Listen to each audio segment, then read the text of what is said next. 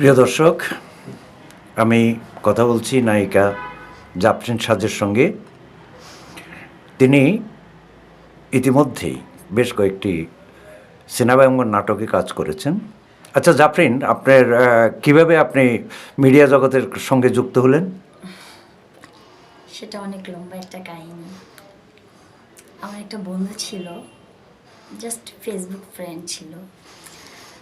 ওর সাথে একদিন দেখা করতে যাই মুগদা। তো আমাকে বলে দেখা শেষ আমি চলে আসবো। তো আমাকে বলে যে আমার পরিচালক আসতেছে, ডিরেক্টর আসতেছে। তো বলার পরে আমি বললাম, তখন ছোট ছিলাম, ক্লাস 9-এ পড়ি, কি আর বুঝি।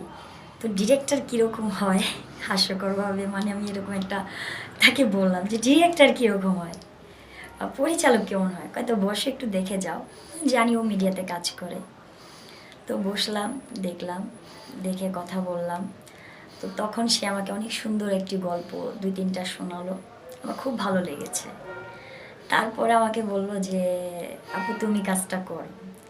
দেন আমি এই কাজে যুক্ত হয়ে গেলাম। তারপর থেকে আস্তে আস্তে একের পর একের কাজে হয়ে। সেই কাজটা কী ছিল? সেটা আমার মুভি ছিল, প্রথম মুভি স্বপ্ন দেখে মন। আচ্ছা। পরিচালক ছিল জুয়েল ফার্সি। হুম। এই আর কি। ওখান থেকে শুরু? জি, ওখান থেকেই আমার যাত্রা শুরু হয়ে গেল। এরপরে আর কোনো ছবি? হ্যাঁ, এরপরে আমার কয়েকটা সিনেমার কাজ হাতে নেওয়া আছে।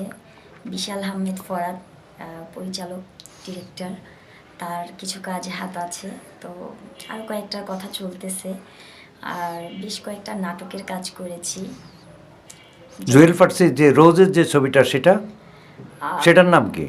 রোজের সাথে যে সিনেমাটা হয়েছে সেটা আমার পরে হয়েছে, আমার আগে হয়নি। আমি তার আগে এসেছিলাম। তো না না, সেটা ঠিক আছে, আগে এসেছো আর পরে এসেছো না, ছবিটা একসঙ্গে তো ওই ছবিটা করেছো। হ্যাঁ, তার কয়েকটা সিনেমা রিলিজ হয়েছে, যেমন কপালের লিখন, বাউল, আমাদের বাউল, আরও কয়েকটা কাজে রিলিজ হয়েছে। আচ্ছা, নাটকে? নাটকে আমি রিসেন্টলি করে এসেছি আই চ্যানেলের। আর শামীম ভাইয়ের শামীম আলম শ্যাম, ওনার একটা কিসমত নাটক করে এসেছি। তো এর আগে 4টা নাটক করেছি প্রিন্স ভাইয়ের। একটা হয়েছে টিম অফ ঘর জামাই, আর আরেকটা হয়েছে বেহাইয়া প্রেমিক, আরেকটা হয়েছে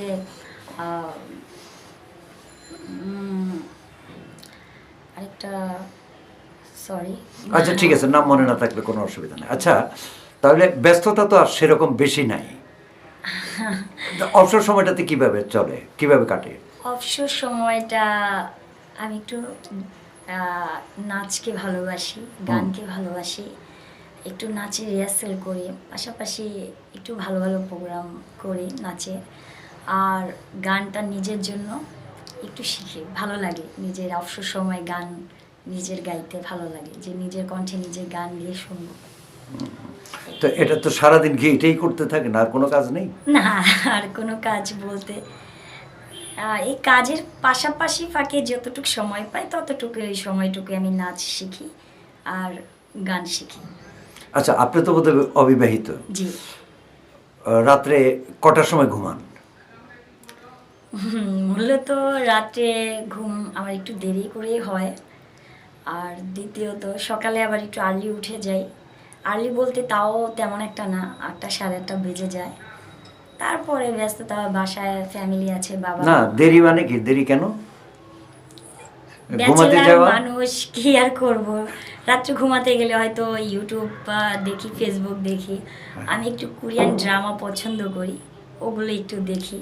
ওই দেখতে দেখতে সময় হয়ে যায়, রাত হয়ে যায়, বুঝতেই পারি কি না। ধরনের ড্রামা দেখতে ভালো লাগে?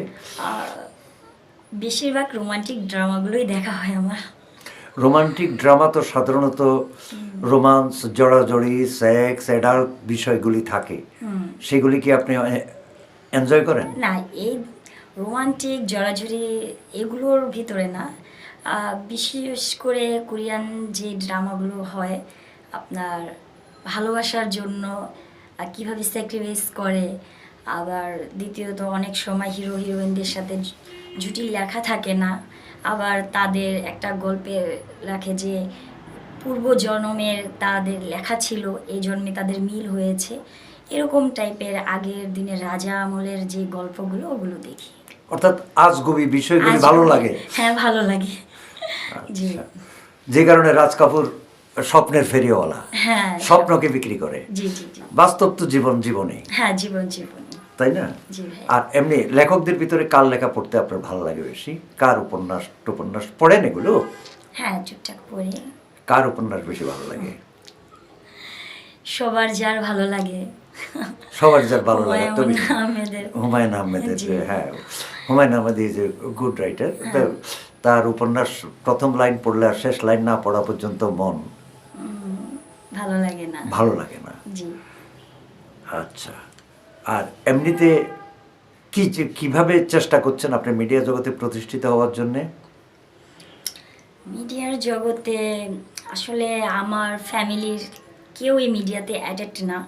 আমি ফার্স্ট, আমার ভালো লাগে। তো আমার ভালো লাগাটা আমার ফ্যামিলিও আমাকে একটু ছাড় দিয়েছে। হ্যাঁ, ছাড় দিয়েছে, সাহস যোগায়। তো আমি চাই আমি নিজে কিছু করার, কিছু হওয়ার।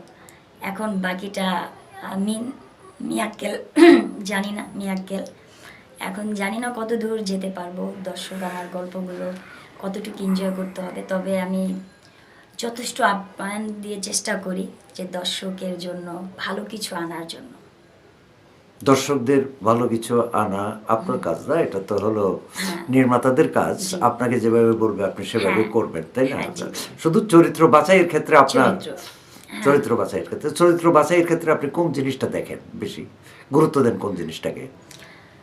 গুরুত্ব দিই বলতে গল্পের যে গুমর, কোথায় টানটা এসেছে, মেন গল্পটা কোথায় যে শেষ হবে, কাকে নিয়ে গল্পটা হচ্ছে, এটাই আমি একটু দেখি। ভালো ভালো যে আমি যে বলবো যে সরি, যে অপু বিশ্বাস আপু বা শাবনূর আপু, তাদের ওনারা আমাদের সিনিয়র, ওনাদের মতনই করব তা না। এখন একটা পর্যায়ে হতে পারে এমন একটা মিরাক্কেলের মতন হতেও পারে, তাদের মতন না হলেও কাছাকাছি যাব। তবে গল্পটা একটু দেখি, ভালো গল্পটা যাতে দর্শকের পছন্দ হয় গল্প, এগুলো দেখি। আর এটা ঠিক যে ডিরেক্টরদের কাজ আমাকে চরিত্র দেয়, ওইভাবে আমি ফুটিয়ে তোলার চেষ্টা করি। আর অনেক গল্পতে হয়তো খারাপ হয়ে যায়, দর্শক হয়তো ভাববে যে মেয়েটা এরকম, আসলে আমাদের গল্পগুলোই এরকম থাকে। গল্পটা ফুটানোর জন্য আমাদেরকে যথেষ্ট এরকম করতে হয়। তো আশা করি দর্শকরা আমাদের এগুলো দেখবে, নাটক সিনেমাগুলো দেখবে। খুব ভালো ভালো কাজ নিয়ে আমরা আসতেছি। তো আপনি তো আসতেছেন, কিন্তু এখন সিনেমার হলো দুঃসময়, দ্যাট ইজ সিনেমা হল কম, ছবি দর্শক কম দেখে, এই অবস্থায় আপনি চেষ্টা করতেছেন নিজেকে প্রতিষ্ঠিত করার জন্য। কি মনে হয় আপনার কাছে, কি সহজ মনে হচ্ছে না কঠিন মনে হচ্ছে? কোনো কিছুই সহজ না, সব কিছুই কঠিন। আর কঠিন থেকে কাজ করতে করতে যখন সফল হব, তখন ওই জিনিসটা আমাদেরকে সহজ মনে হবে। সিনেমা, এটা ঠিক, সিনেমার জগৎটা একটু আগের থেকেই হয়ে যাচ্ছে। তো কি এখন হয়ে সব যাচ্ছে? জায়গায় যে আমাদের অনেক হল বন্ধ হয়ে যাচ্ছে, আচ্ছা, হ্যাঁ হ্যাঁ। অলরেডি হয়েও গেছে।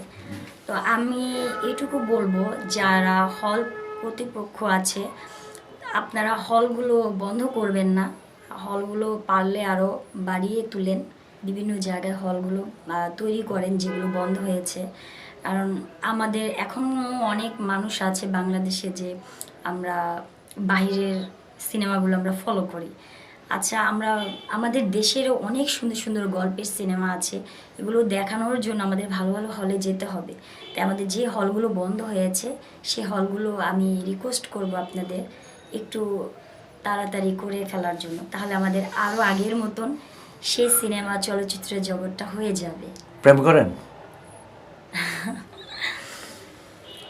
প্রেম বলতে করি নাই তা না, করেছি। জীবনের লাইফে সবার জীবনে প্রেম আসে, আমার জীবনেও প্রেম এসেছিল।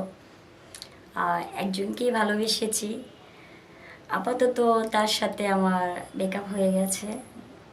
ব্রেকআপ হয়ে গেছে? হ্যাঁ, ব্রেকআপ হয়ে গেছে। প্রেমগুলো টিকে না কেন? জানি না, তবে আমার প্রেমটা খুব লং টাইম ছিল, অনেক টাইম ছিল। বিয়ে করেননি কেন? বিয়ে করি নাই, সে খুব দূরে থাকতো, সে বাইরে থাকতো, লন্ডনের প্রবাসী। তো তার সাথে আমার খুব লং জার্নি ছিল, যে একটা ভালোবাসার মুহূর্ত। এখন তার সাথে আমার যোগাযোগ নাই, তার সাথে ব্রেকআপ হয়ে গেছে কোনো কারণে। এখন আপাতত সিঙ্গেল আছি। না, তা আছেন, কিন্তু এই ভালোবাসার মানুষটাকে কি মাঝে মধ্যে মনে পড়ে না? অবশ্যই মনে পড়ে, পড়বে না কেন?